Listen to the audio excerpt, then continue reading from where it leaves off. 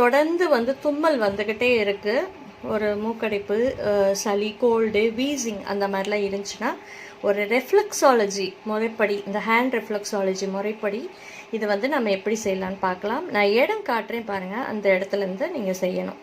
So இந்த இடத்துல, அதாவது இந்த விரலுக்கு கீழே இருக்கக்கூடாது, இந்த பார்ட்டு யூஸ் பண்ணாதீங்க. அது மேலே இது கொஞ்சம் கீழே, இது வந்து இந்த இடம், இந்த இடம் நல்லா பாருங்கள், இந்த இடம் இது நம்ம என்ன செய்யணும்னா எப்படி ப்ரெஸ் பண்ணணும்னு சொல்கிறேன் உங்களுக்கு. ஸோ இந்த மாதிரி ப்ரெஸ் பண்ணணும், இப்படி ப்ரெஸ் பண்ணணும், இந்த மாதிரி ப்ரெஸ்ஸிங் கொடுக்கணும். இப்படி வந்து தினமும் 9 டைம்ஸ் பண்ணணும். அதாவது தம்பை வந்து ட்ராவல் பண்ண வைக்கணும், இந்த மாதிரி ப்ரெஸ்ஸிங் கொடுக்கணும்.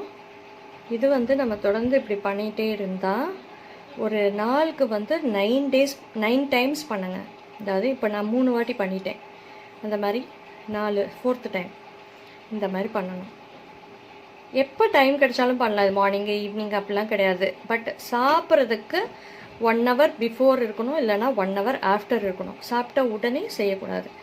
ஆனால் இந்த முறைப்படி நீங்கள் செஞ்சீங்க அப்படின்னா, இந்த ரிஃப்ளெக்ஸாலஜி முறைப்படி இதை நீங்கள் வந்து ப்ரெஸ்ஸிங் கொடுத்துட்டே வந்தீங்கன்னா நிறைய தண்ணி குடிக்கணும். அன்றைக்கி ஒரு நாள் மட்டும் தாகம் எடுத்தால் மட்டும் குடிக்காமல் அன்றைக்கி ஒரு நாள் நல்லா தண்ணி குடிக்கணும்.